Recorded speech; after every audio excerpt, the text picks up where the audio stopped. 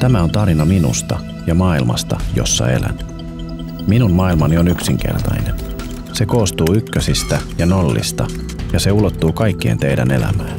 Tietokoneisiin, puhelimiin, tabletteihin, jopa yritystenne syvimpiin salaisuuksiin. Se, mitä seuraavaksi näet ja kuulet, on totta. Olen 38-vuotias. Elän elämää, jollaista olette nähneet elokuvissa. Olen tyhjentänyt toisen ihmisen pankkitilin suomalaisessa verkkopankissa ja siirtänyt hänen rahansa häikäilemättä omalle tililleni.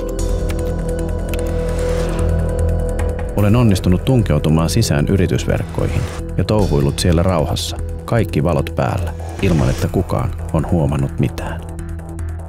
Minun maailmassani näillä taidoilla tehdään rahaa, paljon rahaa. Sopivia keikkoja on tarjolla verkossa. Kohteina on tavallisten tallaajien tietoja verkkokauppojen tietokannoissa sekä suuryritysten johtajia joukkoineen. He kaikki uskovat olevansa turvassa. Kykenisin kenenkään huomaamatta varastamaan johtoryhmältä yrityskauppaan tai tulokseen liittyviä tietoja. Kykenisin kiristämään suurta kauppaketjua kaappaamalla heidän logistiikkajärjestelmänsä panttivangikseni. Vapautus lunnaita vastaan. Onnistun löytämään tietoturvasta pehmeän kohdan. Aina. Siitä sisään ja sinun maailmasi on minun. Kaltaisiani on maailmassa tuhansia. Osa meistä on pahan palveluksessa, osa hyvän.